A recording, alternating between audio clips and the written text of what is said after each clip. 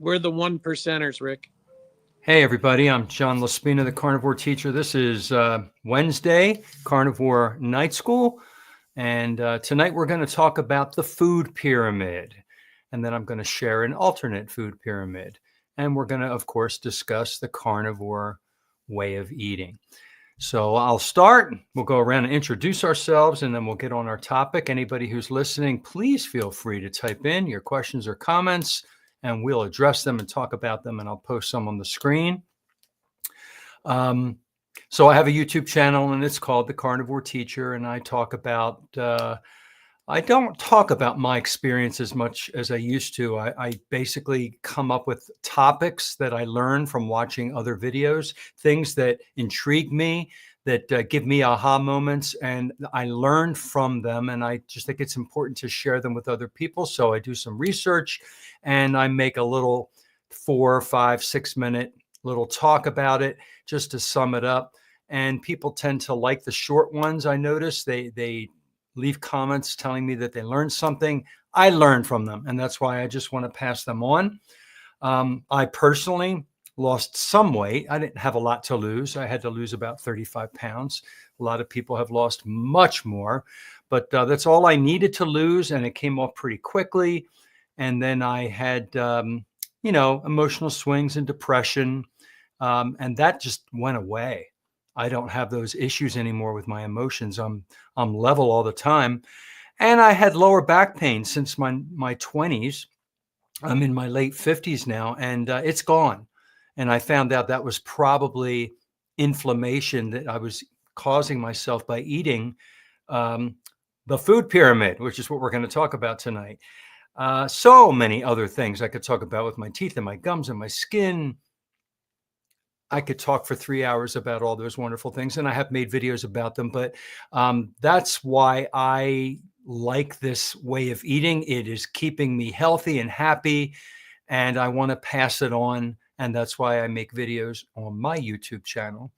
So we're going to go around. We have next our infamous, amazing, he always says he doesn't need an introduction, but there are actually people who've never heard of him. So you have to always remember that when you talk on these, that you kind of have to start from the beginning and tell us who you are and how you came to carnivore. Mr. Rick. Well, you know me. I call myself the original carnivore quack.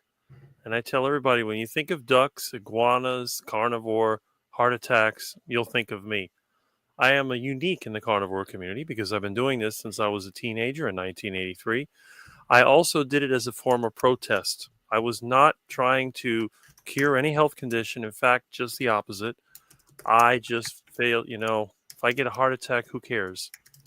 And the thing was that I ate, I guess, what was a healthy diet. At least my parents thought it was. They gave me lots of vitamins and plenty of whole grains and vegetables and fruits and all the good stuff, and just a little bit of meat. Not too much red meat, mostly fish, maybe an egg a day, maybe 2 eggs a day if I was really nice. And that's how it started. Now, of course, once I switched to the carnivore diet, I rejected all those things. However, I'm not really against people eating fruits and vegetables. In fact, I am pro fruits and vegetables for some people. I have a friend that was originally vegetarian. He tried carnivore and failed and had to go to a modified meat-based keto diet. So when you think of me, you might think, well, look at Rick. He's been a carnivore for decades. But that doesn't mean that I don't believe, like some people, they have this term, proper human diet. I hate that term because the proper human diet varies from person to person, depending on your background. So when you look at my channel and I make a video, I try to give a real world experience of what I've been through. And of course, I went on YouTube not to talk about the carnivore diet. I was talking about my cars and the things that I do. And, every time you see me, I've always got some props around here, projects and stuff that I'm doing. So I'm different. And like you said, I do assume that most people in the carnivore community would know me. But then again, no one has ever come up to me in person and said that, oh, hey, Rick, I know you from YouTube. No one has ever said that. Now, I did meet somebody from YouTube that I've collaborated with, but it wasn't because just somebody out of the blue saw me on YouTube and then saw me. And it's not like I'm hard to find. I'm the only person around here that's 6'6", The only people that would be taller than me would probably be on the Miami Heat. So if you see somebody tall, and I'm the only one that identifies as a carnivore that I know of. But that's a brief story. And again, I'm always on the best quality live streams, and I try to get interviewed by anybody that asks me. So if you look around, just look for 39, 40, or 41-year carnivore, because that's how long I've been doing these interviews. And I'm going to continue to do them until that big heart attack just takes me away. All right, Oh, Peter. Okay. So I am Peter, aka Papa Carnivore. Been a carnivore for 22 months. So I'm 2 months away from my 2-year carniversary. And, I started at 300 pounds, morbidly obese. I had a BMI of almost 40. 39 was my BMI, if you can believe that. Just type 2 diabetic. I had just been diagnosed. They wanted to put me on medicine. I was on 3 high blood pressure medicines. I had chronic bipolar depression, anxiety, terrible ADHD. I was on medicines for all those things. I had terrible migraines from the sugar I was eating, which just give me terrible migraines. So every morning when I would wake up, it would feel like I was hungover because I had such a bad headache that would take a while to go away. It was all from the sugar. It was purely sugar, all that sugar. I had terrible chronic arthritis in my knees and my back, so bad I could hardly walk. Terrible. It was all caused by inflammation, because only 3 weeks after doing carnivore, it was gone. I mean, this is, decades of just I thought I needed 2 knee replacements, John. I literally thought that I need 2 metal knees. That's how bad it was. It felt like bone on bone, searing pain. There would be clicking in my joints, like when you would, move your joints around, you would hear clicks and pops. So all of that went away in literally 3-4 weeks. Arthritis went away. After a few months, my A1C, which was over 8, was down into the low 6s. It's now, I don't know, 5.2. I mean, it's perfectly normal. My high blood pressure, now that took a little while longer to resolve. But over time, my blood pressure is now 120/80, and I would consider that normal. And I'm off all blood pressure medicine. Now, that did take about 8 or 10 months to, slowly come back down. It was very, very resistant. What do you call it? Hypertension. But I was able to get, so I am off all medicines. I take absolutely nothing other than a thyroid pill because I'm hypothyroid, very mild. But other than that, I take vitamin D, D3, K2, just, as a supplement, some iodine, and I take some magnesium citrate, has a mild laxative effect, just to keep me regular. And, just to get that magnesium, because I know our soil is a little deficient. So I do a little just for a precaution. So that's my story. Christy. Hey, thanks. It's my pleasure to be down here in the bottom box and representing for the female carnivores out there. The other females couldn't make it tonight, but I am here and excited to be. My name is Christy at Meeting Wellness, and sometimes I like to tease John a little bit and say I'm the other carnivore teacher because I am a teacher, a 5th grade teacher here in Southern California. Christy, one more thing I forgot to mention. I lost 101 pounds. Whoa, rock on. Okay. So I have been a carnivore for 18 months. I've just been thinking, wow, I should probably make a video. I'm at 1.5 years. And I'm the accidental carnivore, I like to say, because I went keto as just another attempt to lose weight. I gained and lost the same 20 pounds my whole life, starting about the age of 15, up with the weight, down with the weight. And I did that by just extreme restriction. And then, binging in between, putting that weight back on, and then extreme restriction again.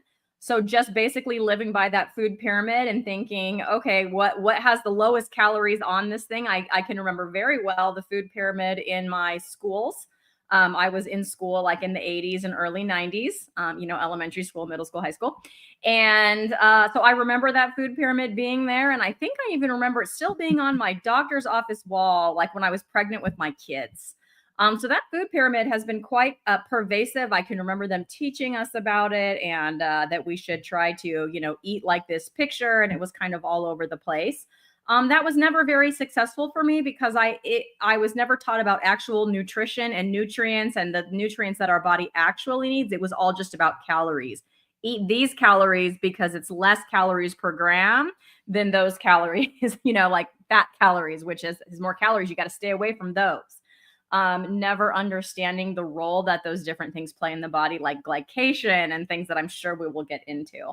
So I went keto not knowing about any kind of other benefits or what those might be. It was strictly for weight loss. And then I just, I've always liked meat. So I just got lazy and kind of stopped cooking the vegetables because I didn't feel like it. And then I, then started seeing, oh, wait, there's other people that are actually doing this and successful doing this. But I would say that the one thing that I have not been successful with on carnivore is keeping my weight off. So I'll say that right up front. We were talking before the stream went live, all these other, John and Papa Carnivore down there talking about how they lost weight. I actually slowly put on about 20 pounds after going carnivore. And I don't think it was muscle because some people ask me that. I do not think that it was. My BMI, not that that's a great measure, is still, it's not in the overweight range, but it's at the upper end there of, normal weight. So with that being said, why do I stay carnivore? Because I've learned that it isn't all about the weight. So maybe at some point my body will decide to let that weight go. But I will tell you that I used to have absolutely no energy. So going into my day, I would be thinking about when can I take a nap? Like when is that opportunity for a nap going to be? I would barely be putting one foot in front of the other, not able to, make decisions like you need to as a teacher, definitely coming home and not wanting to interact with my kids because I didn't have the energy to do that. When they were younger, I became more and more what I consider to be introverted, but really I think after coming out of it, I had a pretty severe case of social anxiety where I didn't even want to go to the grocery store or just day-to-day things like that. I didn't want anyone to look at me because if they looked at me, I got very anxious and nervous. And didn't want to do any of that. So as you can see by me being here on YouTube and talking with all of you, like that is just gone. So my mental clarity as well. I also had what I think is probably the beginnings of some arthritis. My right knee used to bother me and my right hand, the joints in my hand used to bother me. And I have no sign of any of that. My skin has gotten better and I've made a ton of awesome friends in this space, including these three gentlemen here that I'm talking with now. So my weight has since stabilized. I'm not upset about it. I was upset for a little bit and now it's like, well, maybe this is just part of my healing journey. I cannot say for sure, but the other health benefits far outweigh, the 15 or 20 pounds. I've just decided I'm not going to stress about that. And I'm just going to keep doing my carnivore thing because this is for sure the healthiest and best that I've felt in my whole life. So. Wow. I can relate with the coming home from school and not wanting to talk to anyone. And I went into my shell too. I'm an introvert, but the stress and probably the poor diet exacerbated all of that. And I remember a lot of the same things that you talked about. And also the weight loss is different for everybody, for men, for women. And we all tend to want to lose weight first. That's why I came to this way of eating 6 years ago. It's why many people start it. And then we realize all these other things, like you just mentioned, Christy, happen that are phenomenal. And the weight loss will be a byproduct. And if it isn't yet, or it's not where you want it to be, you give it time. Some people, it takes a little bit longer, or maybe you're at the weight that your body's supposed to be. I mean, you look really healthy on the camera, and I did see you in person, and I didn't think you were overweight. So anyway, our topic is examining a carnivore food pyramid. So I have two pyramids here that I want to share. So I'm going to share my screen. We're going to look at the Food and Drug Administration's food pyramid that we used to use. We use My Plate now, I think, and we shouldn't be using that either. But here's a simple version. Let me make sure it goes up there. There it is. And as you can see, let's see if I can move this out of the way. I don't know if I can enlarge that. No, I can't. Can I enlarge that here? Oh, I could tilt it. Look at that. It looks pretty good. There we go. I can enlarge it. All right. Notice the bottom of the screen there. This is what we are supposed to have the most of, as you and I, and we all know, it's grains. It's carbohydrates. It's bread, it's pasta, it's rice, it's corn. And they call this the food group. This is the food pyramid that we're supposed to have the most of. And then as you go up, it's fruits and vegetables. And they always put the two together. You have to have so many servings. Look, what does that say? Let's see if I can enlarge that one now. 2 to 4 servings of fruits and 2 to 4 servings of vegetables. Then you go up a little further. And I think what does that say there? Let's see if I can get this enlarged here. Oh, why does it tilt? There we go. Meat, poultry, fish, dry beans, eggs, and nuts group, 2 to 3 servings. And then over here on the left-hand side, milk, yogurt, and cheese group, 2 to 3 servings. And then you should have the least of fats, oils, and sweets used very sparingly. This is the USDA food group. That's what they call it if you look at right up here on the top of the screen. And of course, this is what caused all of our problems. It's what caused my problem. If you go around to a mall or a baseball game or go to a park and you just do some people watching, go to an airport and sit there for 15, 20 minutes and just people watch, you're not going to see a lot of people who are fit and healthy. You're going to see a lot of people who are not healthy and they're obese or they're morbidly obese. The people that you used to see in a circus are now in the Walmart and everywhere. The fat man, right? There's a lot of people who are not. Oh, we've got some more people coming on. Hold on here. Doing what they're saying. Welcome, Dr. Nelson and Cammie. I'm glad you guys came. We're talking about the food pyramid. Hi. And on the screen, we have our standard food pyramid. So we're going to go around and just give us your thoughts on this pyramid, what you used to think about it when it was taught to you when you were younger, and what you think about it today. And before we do that, let's get our introductions here. Cammie first, and then Dr. Nelson. Just tell us who you are for the people who are listening. Hi, my name is Cammie. I am at last day of normal. I've been a carnivore for about 20-something months, and I'm out here in Ohio, and I'm just doing my best to be a carnivore.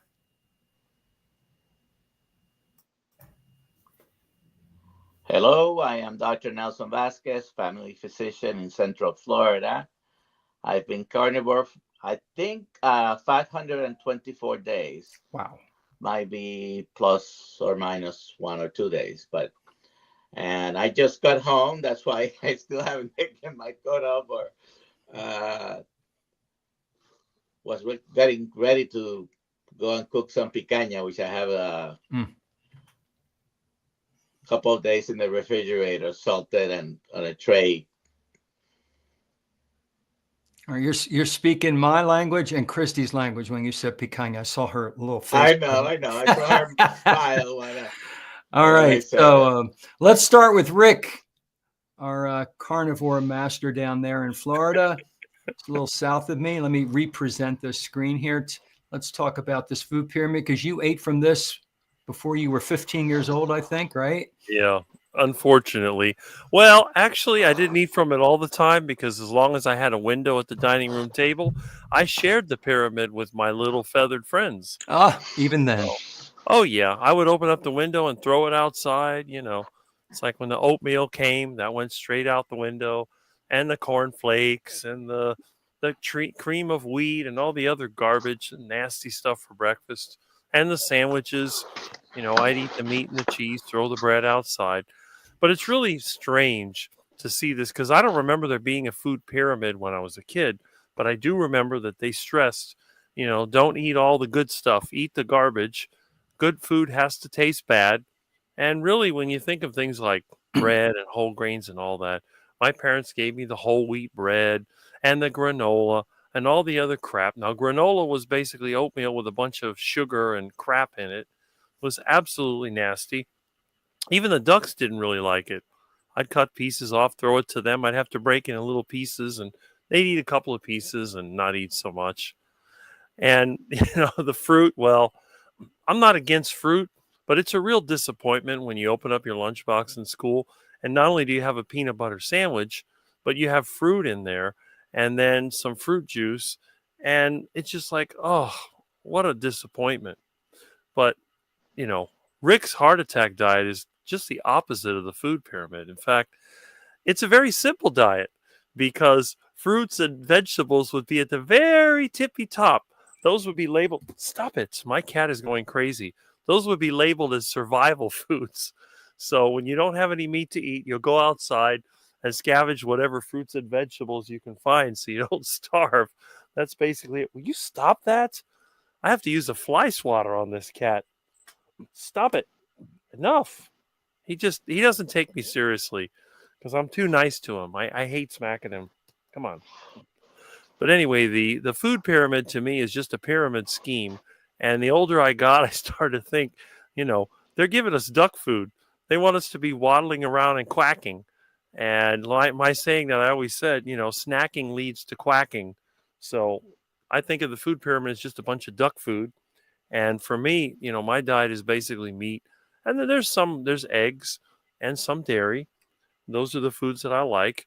And again, any fruits or vegetables, that's going to be survival food when there's nothing else to eat. And that's going to be used very sparingly. So, you know, my diet is, I guess, the food pyramid flipped upside down. That would be Rick's diet. And the thing is, unlike the food pyramid, no seeds, so whole grains are out. And, you know, any kind of refined food, sugars or whatever, they're out. No oils. Oil is a no-no on my diet. Oil is a fuel and a lubricant, not food. And then everything else, the fruits and vegetables, they'd be at the top. Then the bottom of the pyramid is meat and eggs. And then that's basically it. So I'll have to design my own food pyramid because it really is different than that one. Okay, so my food, you know, when I was a kid, I think I told this story. Rick probably heard this one. Because when Rick was talking about how he's been a carnivore since he was a little kid, well, I was I think, a latent carnivore when I was a kid. Because when I would be at the dinner table, I would literally be not wanting to eat any of my vegetables. I hated the broccoli. They would it was just disgusting. And all I wanted was the meat, and I wanted the butter, and I wanted, you know, the eggs. And breakfast, I would make my own eggs and fry it in butter, and I would love bacon and sausage and ham, and, you know, all of that stuff was like what I loved, you know. But I do remember I always loved bread. But now looking back on it, Rick, I think the reason I loved the bread is I would put thick slices of butter on there, you know, like the real butter. You know, of course, then they changed as I got a little older to that putrid margarine. She stopped buying the butter. And I would put it on there, but I didn't like it. You know, it tasted bad. But I think what I always loved was butter, eggs, and meat, you know. And I always loved seafood. I love seafood, always have. I'm a big seafood guy. So, you know, my my food pyramid is much like Rick's. It's upside down. Just turn the thing upside down, and the bottom is basically beef. So if you just put a bunch of cows at the bottom, you know, maybe a sheep or a lamb there, you know, maybe once in a while, but pretty much that's the bottom. You go up one level and it's quackers, you know, it's going to be duck and chicken and pork, you know, but not as much, you know, a little bit there. Then you go up a level and, you know, now we're into like the seafood and all those things, and maybe a little bit of I do a little heavy whipping cream in my coffee. Yes, I still drink coffee. Take my carnivore card. Go ahead. I drink 1 cup of coffee every morning. That's it. And I put a little heavy cream and lots of grass-fed butter in there. I whip it up with a cordless immersion blender. And at the very top, you know, maybe there's a little bit of pickles or fermented sauerkraut, maybe an avocado once in a while. But that's just such a small part of the diet now. That's the tippy tip, you know. So I'm, you know, I guess you would say 95%, you know, is all meat and animal based. And I got to tell you, fat doesn't make you fat, because I keep my fat at 70 to 75%. And all it did was make me lose 101 pounds. And I'm now at the same weight. I'm 62. I'm now at the same weight as I was when I was 19 years old. I have not been under 200 pounds. I'm 6'3". I'm not as big as Rick. I'm trying to get there. Maybe if I eat a little more meat, I'll get up there. But I'm at the lowest weight since I've been 19 years old. I'm in a size 34 pants. I was at a 44, almost a 46.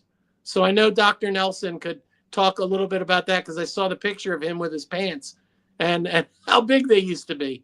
But that's what carnivore will do to you if you turn your pyramid upside down. Yeah, I'll start by seconding that pyramid that you just said. That was an excellent pyramid. But when I was growing up, I definitely lived by that food pyramid. And I think it was because my mom was actually a home economics major in college. Is there even such a thing anymore? Home ec. We used to have that in high school too. I took it as a class. And so with that though, she did take some nutrition classes and she was like serious about it. And so I can remember our breakfast being some kind of cereal, maybe cold cereal, maybe oatmeal. I did not throw it to the ducks, Rick. I ate it. Or cold cereal, and then definitely with non-fat milk. So on that food pyramid that John was showing, anything in that dairy was recommended to be like low fat or non-fat, not full fat dairy. If I have any dairy now, it's definitely going to be full fat dairy. I don't do a lot of dairy, but I do a little bit of like raw cheese. It's full fat, and I do some heavy cream as well. My son, who's also carnivore and has been since February, he's a teenager and he'll drink like whole milk. But back before all of this, I would give him 2%, and even feel guilty, like thinking maybe I should do 1%, but you know, giving him that 2%. Because I remember at my house when we switched and my mom switched us kids down to 1%, and she and my dad would drink non-fat milk. And so, yeah, my breakfast was like cereal and, you know, and fruit. And you said somebody, I think it was Rick, said something about juice. Yeah, my mom would buy that orange juice, the frozen orange juice concentrate in the can. You know what I'm talking about? Yep. Put it in a pitcher and mix it with water.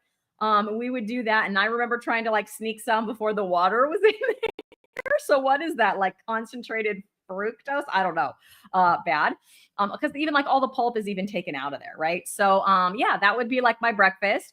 My lunch, when I was really little, I went to like a private school and my mom would pack it. So I don't remember a lot. We didn't have a lot of money. I was there on a scholarship. Anyways, things like sandwiches I can remember. But what's funny is the lunches that I do remember, the one specific lunch that I do remember is when we would sometimes have like sirloin steak for dinner and there'd be leftovers and she would chop that up and put it in my lunch pail. And that's, I specifically remember, I'd be like, oh, we're having steak for lunch. It would make me so happy. But I don't really remember the other specific lunches. I do remember dinners. They were a lot of lean meat. So a lot of chicken breast, like twice a week, and then fish, which I do not like, super lean. Twice a week. And then we would have like a meat-free day, just I think because we couldn't really afford meat, but it'd be like spaghetti with like a meatless tomato sauce on it, like once a week we would do. And I think that was a money-saving thing. I can remember the margarine too. I remember margarine coming in and having to switch to that. And so that's basically how I grew up. And then a little later, I started eating school lunches. Well, you know, those were made by the, you know, they had to go by the food pyramid, right, back then. And so that's kind of what I grew up eating. And I can remember my mom talking to us about all that stuff, how saturated fat was so bad for you because it's solid at room temperature and these kind of things that we hear. And we, you know, you would just buy into it. So John said, like, what did you think about that pyramid? At the time, I thought it had to be correct, right? Like our teachers are telling us this. It's on the wall in my doctor's office, for heaven's sakes. Like my mom is echoing that this has got to be, you know, the proper way to eat. And so, now my food pyramid is definitely upside down. And I just already have mentioned the couple of, you know, differences to what the other people have said. But I think for me, it is that saturated fat. And for my son too, it totally changed his ADHD. I would say his ADHD is like 95% better and nothing else has worked. And I think it's definitely the, you know, all the high fat that he is getting. And I think that's what's also improved my mental health. So I think that the top of that food pyramid being fat, oil is a definite no, but no, the fat belongs down at the bottom for sure. Cammie, what about you? Hi. Yeah. I ate tons of carbs. Cream of wheat was my favorite breakfast. My dad made it for me every day. and I loved it. I still love all the veggies and all the carbs. I love all that stuff. But I remember I babysat for a lady who was a dietitian. And so because I was already getting overweight as a teenager, she counseled with me. And, you know, it was white bread, peanut butter sandwiches, and just things that I would never tell anybody to eat now. And that's what she was recommending. And if I would eat a tiny bit less, I wouldn't have all those problems. I wouldn't be gaining weight. And it just seems so crazy now to think about that. So now I pretty much eat a diet of ground beef. That is the bottom of my pyramid, with tallow, and then occasionally I'll have some hot dogs or other things. I have 2 carnivore junk foods, and it's LaCroix waters and salt and vinegar pork rinds. These are the only things that I eat that are not beef or beef hot dogs. I was doing dairy and cheese, and I can't and eggs even now kind of can give me an upset stomach. So I'm just gonna go straight ground beef. And as you can see, I'm trying to be like Nia.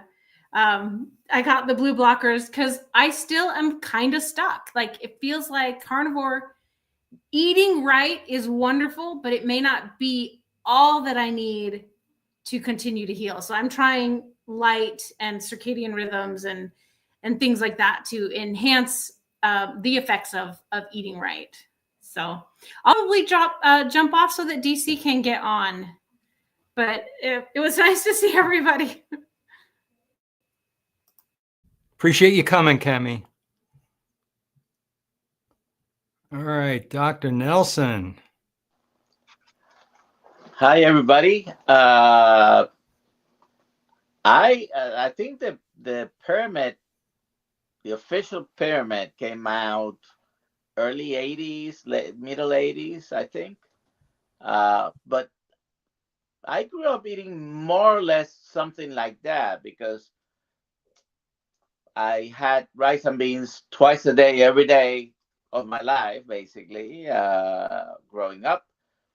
I was born in 1960, so full 60s and 70s is my time at home. And my mom always cooked fresh, not a lot of canned stuff, but rice, beans, the different roots that we eat in Puerto Rico, which is all pretty much 100% starch. There was always some meat, and often will be. Growing up, I thought that the only thing that you ate from a cow was, and I'm forgetting now, it'll come to my mind, cheap steaks, basically. But I also grew up eating a lot of the vegetarian substitute meat. So often, not that we were completely vegetarian, but ate a lot of that stuff. When I look at today's versions of the same thing, it's incredible the amount of ingredients that are listed there, and some of them are the not so great oils, like canola oil or soybean oil, and this and that. A lot of boxed cereals growing up with skim milk, because my mother was told probably in the 60s that she needed to lower the fat. Didn't have a lot of sugar added, and that's why I really couldn't stomach. I've never been a big fan. Hello, DC. I've never been a big fan of oatmeal, cornmeal with cream of wheat. Although I would eat it, but usually I only ate it if it was really very, very sweet, because that stuff is nasty by itself. So, what do I eat now? My preferred meat is ruminant meat, and I usually beef, but I also buy lamb and goat. I eat a little bit of fish, maybe once a month. I don't eat any pork or pork products, and I have lost my appetite for chicken. Uh, by the way, cube steaks, uh, which usually are very cheap. That's what I was looking for. Growing up, I thought that was the only kind of steak. I didn't know about ribeyes until later. Uh, so I used to love fried chicken, but I realized that I love the fried stuff on the chicken, the breading, and the fast food Popeyes, things like that. So I still will cook some chicken, but I'll fry it in some beef tallow. Uh, I have done Rick's heart attack wings. When I'm on the road, which I travel for work, sometimes I'll go and buy just plain naked chicken wings at Buffalo Wild Wings because they fry them in beef tallow. And one or twice I've had the blackened chicken at Popeyes. They also fry in beef tallow. Everything else is breaded or bread or the biscuits. I'll have some hot dogs sometimes, so sort of dirty carnivore if I'm hungry and not gonna be out home for a few hours. I might have a hot dog, but pretty much, and occasionally sauerkraut and pickles and onions and an avocado. But each one of those individually may not happen more than once a month or less. Uh, Yesterday I had some sauerkraut and pickles, but mostly beef, eggs, a few. I do buy a lot of more eggs. My wife and my son, who's keto, they eat a lot more eggs. Uh, I eat them. There's nothing wrong with them, and then I still have Papa Carnivore's favorite morning hot drink.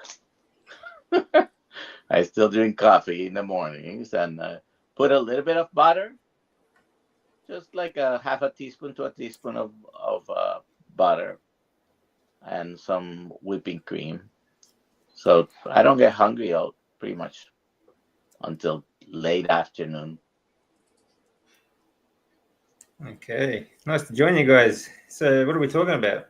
We are talking about examining the food pyramid. So let me put that back up on the screen here again. The standard, this is the United States food pyramid that we were taught in school. As you can see, the breads, all the grains, all the wheat is all at the bottom. Then you have fruits, vegetables, and then way up here is the meat, and then up here is the fats. So we're just sharing basically what we used to eat before we fixed our diet, and then we're going to show another pyramid as soon as we're all done talking and look at how it's changed. So you can. What did you used to eat before you changed over, DC? I used to eat a lot of carbs, because it's every athlete needs carbohydrates, right, for energy. And and I was training for triathlon a lot, and I did a lot of mixed sports as well. Like I was training for triathlon. I also did powerlifting and a lot of weight training, but I also did other things as well. Martial arts as well. I was always on the go, so I always needed carbohydrates, apparently. But like when I was, you're talking about eating oatmeal and things like that. When I was raised, my mum she made us eat porridge for breakfast most of the time, and because we'd never liked the taste of it, we'd put a heap of brown sugar on it or syrup or something like that. So it's just sugar on top of sugar, and it was horrible stuff, honestly, even then. but it got so ingrained. Like even like most of my adult life, I still ate porridge for breakfast. You know, eventually, like from my 20s through to my 30s, before I was diagnosed, I mostly ate porridge for breakfast. You know, stuff like that. Yeah, we used to go for we used to do when I was doing like Ironman and things like that. Friends of ours, we'd go cycling on a Sunday morning. We do, you know, anywhere up to sometimes we go a bit further. Sometimes we do, you know, between 300 and 450 kilometers in a day on the bikes, and it was like, you know, you'd stop off at little cafes and stuff like that. You just because you get low on energy. So we'd drink a bottle of Coke and have some pancakes and stuff like that just to keep us going. You know, it's crazy. All right. I made a list after listening to everybody. I ate a lot of cereal, Count Chocula, Cocoa Puffs, you know, all the cereal with the prizes. And my brother and I, we put the boxes up and we hide from each other and we dumped and try to get the prize. It was all about, you know, they absolutely advertised to kids. And of course, just like the cereal today, it's all loaded with sugar and carbs. My mother also made cream of wheat, and I learned how to make it as a kid. And I remember being so proud on the stove. And oatmeal, the long cook oatmeal. And the only thing that did make it taste delicious was tablespoons of sugar. I put a lot of sugar in there and margarine. We're an Italian family. We had pasta, we had spaghetti, rigatoni, ravioli, lasagna. We had a lot of pasta every holiday, every week. The sauce was delicious. My mother would make homemade sauce, my grandparents. For lunches, a lot of sandwiches with that white bread. We had Stroman bread in Philadelphia. You all know about Wonder Bread, that horrible white, over-processed bleached bread. We also switched over to margarine, but when we went to my grandparents' house in South Philadelphia, they had real butter. And I remember loving that stuff. And my mother used to say, don't get used to that because that's not good for your heart. The messages that were taught to us back in the 70s and 80s. I was an ice cream freak. I still love creamy things. I used to eat an enormous amount of ice cream. Mint chocolate chip was my favorite. Pizza, of course, tons of pizza. I learned how to make pizza with the pizza stone and all these different things. Brownies, candy, cake, lots of juice, and not whole milk, but skim milk, because whole milk wasn't good for you. And so I don't know how I didn't get heavier and sicker. I had the worst diet. So now I'm going to share this other food pyramid, which is the topic of our talk mostly today, and this is the carnivore food pyramid. I must admit, I love the ice cream. Ice cream is like my Achilles heel. There you go. I remember I did an Olympic distance, like on one of my races. I did an Olympic distance triathlon, like on a Sunday morning. But the night before, I ate like 2 liters of ice cream in just one sitting. It's crazy. I know. I could do that too. I really could. So here we see the carnivore food pyramid, and this was taken from Nutrition with Judy. I really like this one. There's different carnivore food pyramids out there. I do like that she puts these little don't eat, you know, the gluten and the grains and the gluten. She puts a don't eat thing down here. And of course, instead of grains, we have all the different ruminant meats. Ruminants are like gold. It's the top. It should be the most important part of our food. And so I eat beef and lamb mostly. And then, like the food pyramid suggests, I have eggs and I have some poultry. I do have some poultry and pork like once or twice a week. I have eggs every day, actually. This could be in different orders here. I love seafood, oysters, shrimp, wild-caught sockeye salmon, cod liver in cans with the cod liver oil is my favorite. It's delicious, actually. And I'm upping my DHA and EPA when I do that. And then I have a lot of butter with everything. I add butter and rub it on all my steaks pretty much. The fat I'm getting from the steaks, it usually comes from the grocery store cut and lean. There's never enough fat except for picanha, right, Christy? Usually steaks are pretty lean. So I add butter to almost everything I eat. And I do have bone broth a couple times a week. I make a soup and just fats. I would say fats are almost 50% of what I eat, fats and protein. And there's, I would say, the only carbohydrates I'm getting are the glycogen in the meat. For tonight, we had beef ribs that were slow smoked. And when I got down to the bone and I was tearing off the collagen that was attached to the bone and I chewed it, it was sweet. I don't know why, but I'm like, there must be some glycogen in there or something. I could really taste.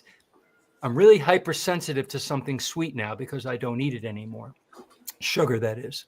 So let's go around and talk about what you now eat. And we'll start with Rick. Well, I'm looking at the Carnivore Food Pyramid and it's making me hungry. So that's the good stuff. You know, before you probably see me making faces like I did when I was a kid. Every time my mom would push that plate of vegetables in front of me, I'd make that terrible face. And I guess it's a habit that just hasn't gone away. But yeah, I like to eat the ruminant meats as much as I can get them. Of course, they're a little hard to get and a little more expensive. So I haven't been able to eat them as much as I'd like to. Mm-hmm. But I do get the cheaper meats like the chicken and pork. I have to admit, that's actually become more of the base of my pyramid until the cost of the good stuff or I get in a better place where I can get it, you know, more commonly. And, you know, I live in Florida. I've lived down in the Keys. I lived different places. There was a lot of seafood at some periods of my life. That was probably the base of the food pyramid because I was constantly getting fresh fish and shrimp and, you know, crabs and lobsters and whatever else I could get my hands on. And of course, what's missing from the pyramid is, you know, 3 of my emergency foods, as you know. Now, I guess poultry would include parking lot chicken and Muscovy duck, but I don't see any reptile meat on there. Oh, I'm sorry. And, yeah, well, you know, I'm sure it's a niche product. I don't think there's too many carnivores out there that eat iguana, but it's just an opportunity that I have. And I guess at the top, I don't see any vegetables or fruits on this pyramid. So it's definitely a more carnivore. Mine does include some fruits and vegetables at the very top, especially those fermented vegetables. As you mentioned, you know, some people will eat the sauerkraut or pickles. I'm not against that, but I do recommend that if you're going to eat that stuff, ferment it yourself. And also yogurt, which is a very important part of my diet. I've been making that as long as I can remember, and I ferment it from milk.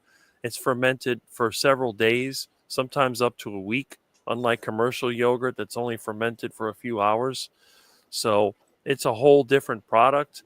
And I think in many ways, even though I can't get raw dairy, the fermentation does bring back some of the characteristics of a raw dairy, because just imagine a lot of the lactose in the milk is being converted into fats by the bacteria. But other than that, I agree with this Carnivore Food Pyramid. I think it's a great thing. But again, if you're one of those people that started from a plant-based background, especially if you're a raw vegan or someone that's eaten a healthy, natural diet, this full carnivore diet may not be for you, at least at first. So you might want to transition. And again, make the ruminant meats the base of the pyramid, put the vegetables and fruits at the top, and then in the middle. This would probably work very well. And some people are allergic to dairy, but even though, you know, dairy is included, you might want to keep that out. But this is a lot better than the one the government's putting out. And I would recommend this to everybody to try at least for a month. Yeah. So yeah, this is definitely my food pyramid, almost to a T. I mean, you'll see on the bottom left, towards the top of the bottom section, there's a nice big T-bone right there. That's my favorite steak. New York strip steak. I like ribeyes. Ground beef, I definitely am a big fan of that. Ribs, love ribs. But I pretty much stick to, in the ruminant category, I'm pretty much a beef guy. I will on occasion have some lamb chops or something like that.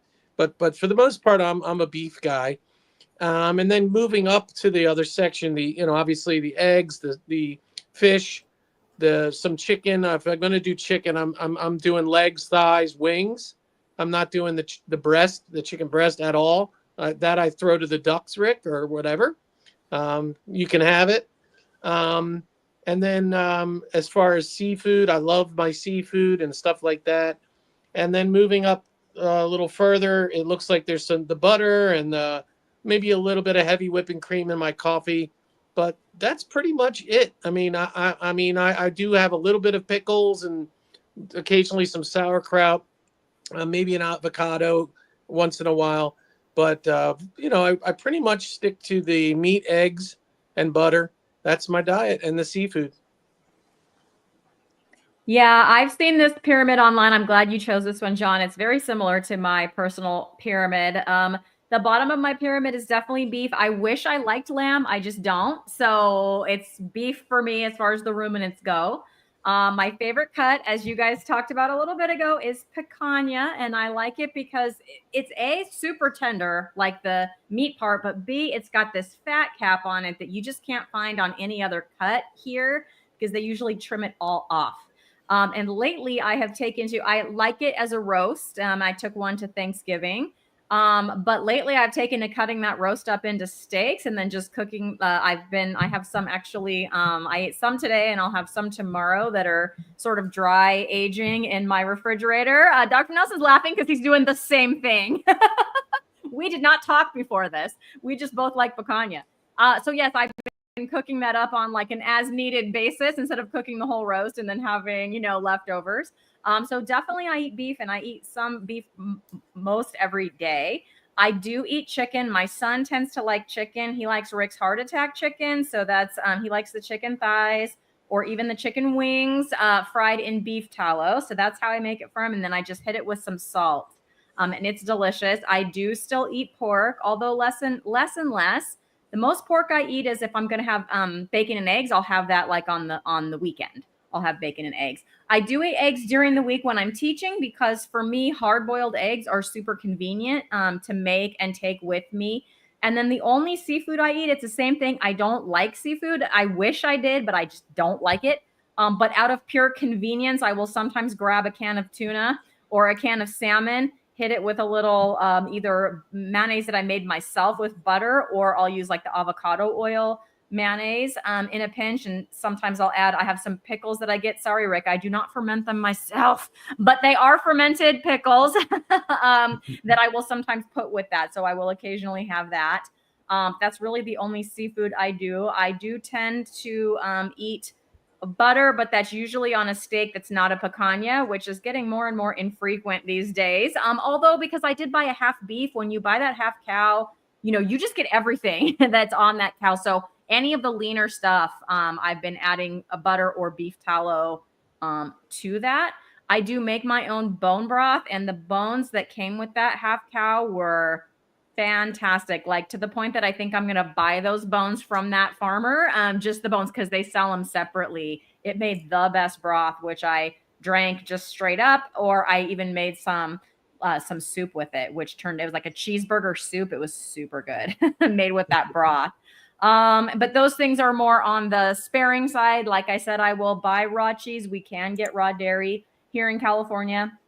And so I've been, I tried raw cheese actually for the first time in my life, maybe 3 or 4 months ago. And it was good. And I find that I don't have a problem moderating cheese while doing the carnivore diet. I did have a problem moderating it on keto. And previously, if I started it on the cheese, yeah, it was like way too much cheese, but I can kind of use it as a condiment if I feel like it, or like if I just need something else, my boiled eggs at lunch, I'll bring like an ounce of that raw cheese, and it is really good. And then, like I said, I drink decaf coffee, and I do still have a little heavy cream in that. And yeah, that's my food pyramid. I am happy to eat this way, and I do not get sick of it or bored. People ask me that all the time. Don't you get bored just eating that narrow list of things? No, I do not. I look forward to every meal. How about you, DC?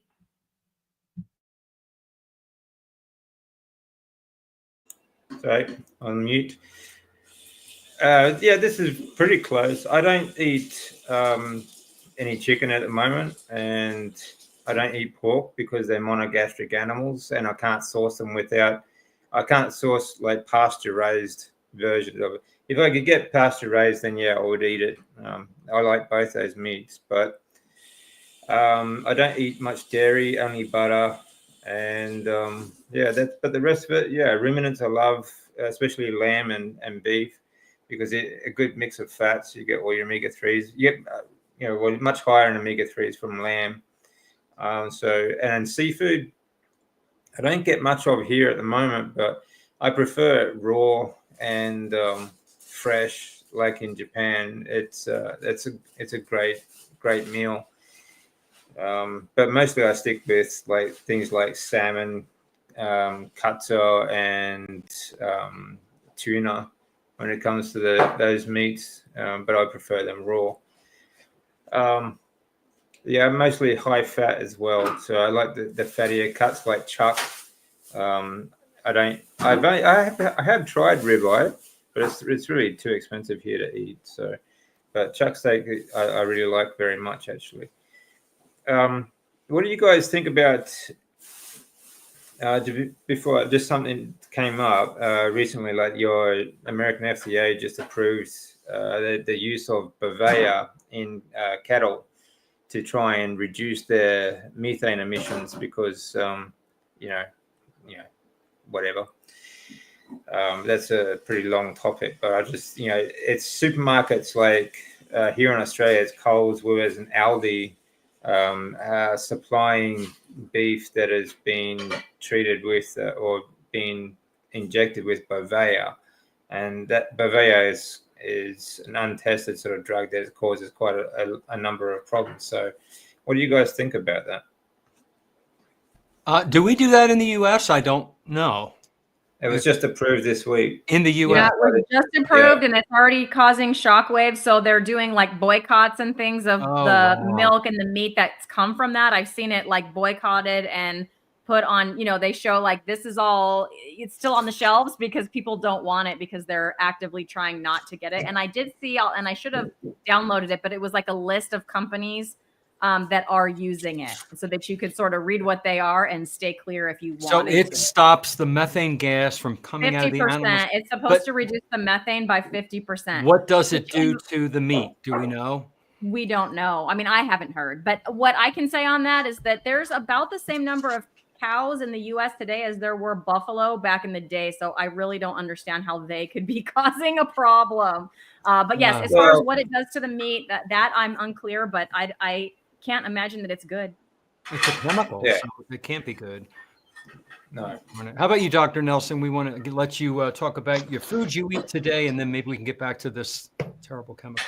So my preferred cut of steak, if I can have it, is ribeye, but it is expensive. I do shop around for meat. So when I can, I look for the sales. I think it was Peter who mentioned the Flip app last week. Was it? Anyways, I downloaded that and I found some T-bone steak for $3.98 a pound yesterday. I couldn't make it to Fresco in Mass. It was on sale until yesterday. That was me. That was me. Well, thank you very much. I'm keeping an eye on, but I eat lamb. I go not too much because it is different. Preferred is beef. And what I do is I go to the supermarket and I get the chuck roast and I have the butcher slice them into 3/4 inch to 1 inch steaks. And then I do that on the grill or on the stove, depending on how the weather is. So chuck steaks, about $6 or less a pound instead of ribeyes at 10 to 12 a pound. Sometimes you can find them on a good sale down to the $8 to $9, but it is more expensive. Ground beef, I use it in different ways. Once a month, on average, I eat raw fish. Usually my preferred one is salmon, but also ahi tuna. And I have, right now, I think I have some cod in the freezer. I buy it, freeze it for about a month, just to be on this very safe side. The U.S. recommendations, the guidelines is certain temperatures. I forget. I check my freezer is below that temperature, and I do about 2 to 3 times the time that they recommend. So buy wild caught, put in the freezer, and then usually on a Sunday, I eat 1 or 2 pounds of that. My son likes it. I usually slice it like they slice about the size of sashimi that you get in restaurants, and then salt it. It tastes really good. I used to put some soy sauce before, got too much sugar. Wasabi, you can't find it without sugar, very rare. And ginger, also sugar. So, but it tastes great with salt. So that's what I normally do. I don't eat pork. Like I mentioned before, I have lost the taste for chicken or turkey. Used to like it a lot more. But if I do eat any of that once or twice a year, I'm the one who cooks the turkey in the oven. For next year, my wife already said that she wants to try it fried because we tried some fried turkey over Thanksgiving, but they fried it in peanut oil.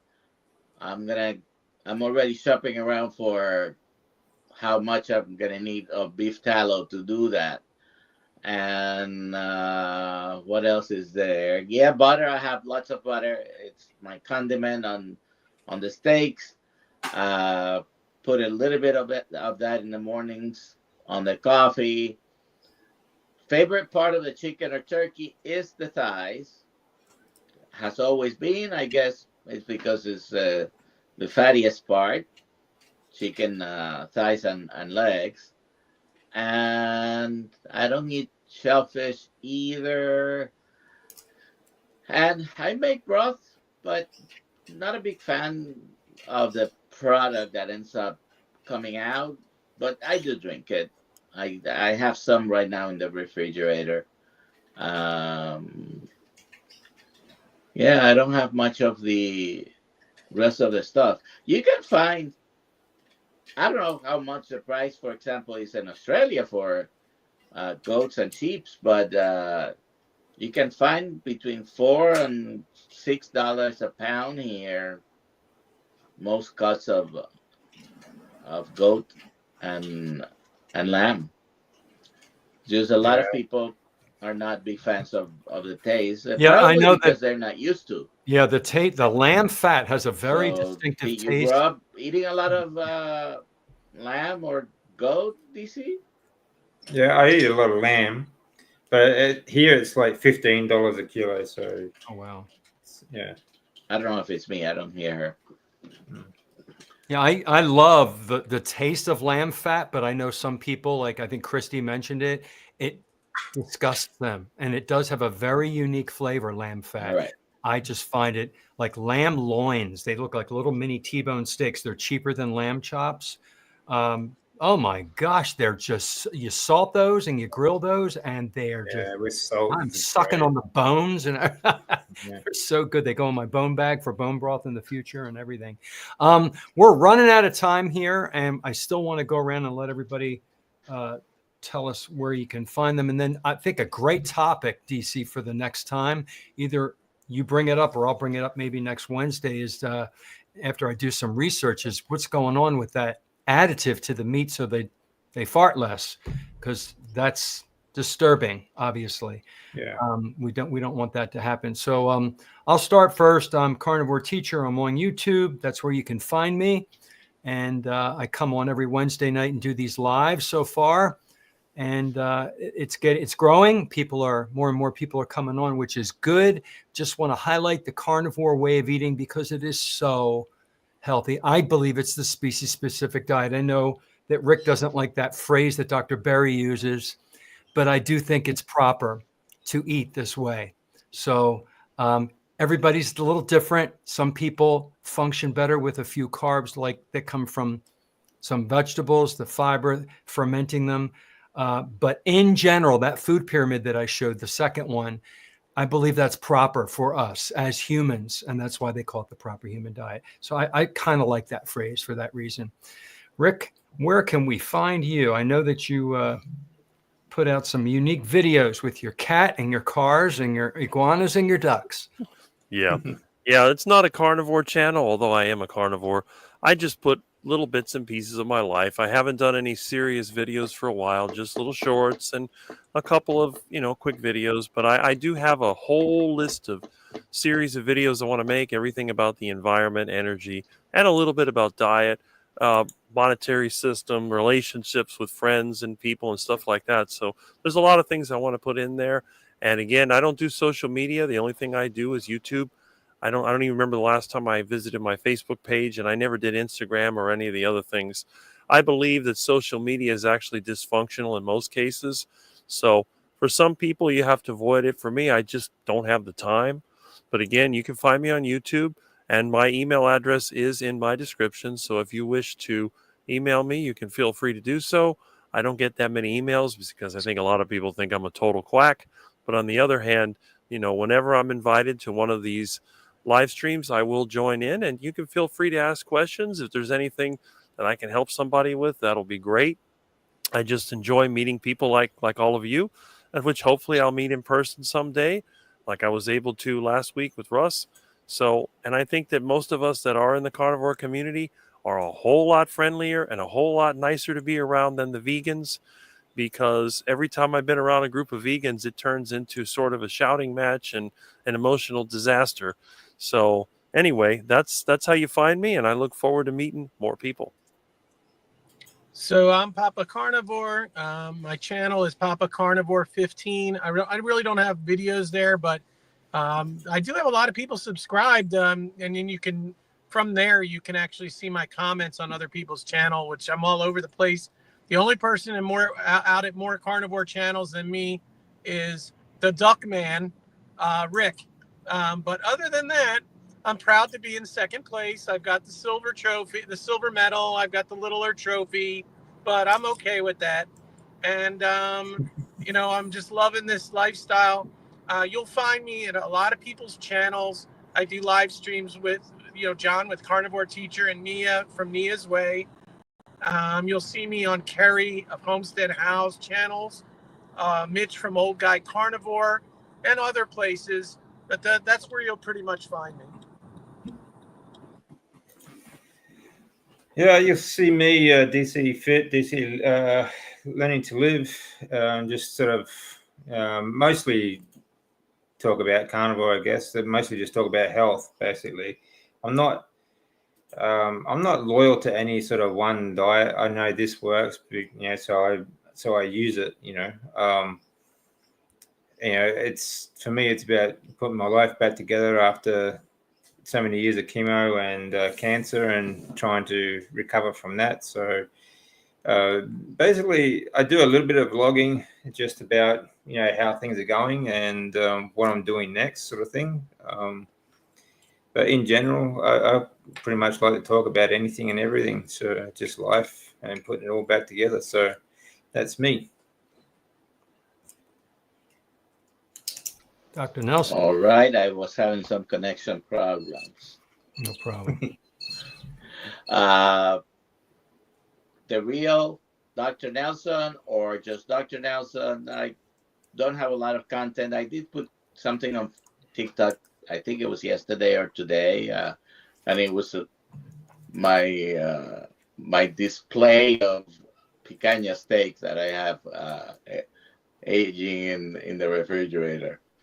So I repost. I have several interviews on YouTube that you can look at. I was with DC the other day.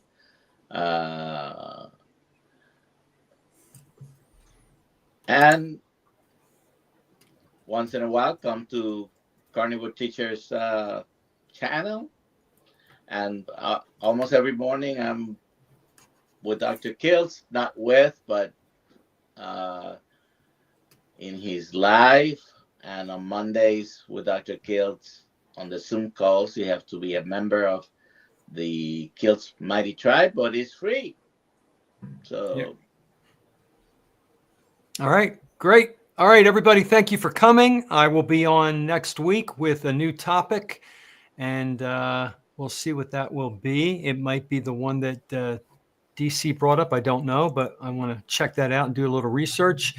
Everybody have a wonderful week and stay strong and eat well so that you can look and feel well so that you can become the optimized version of yourself.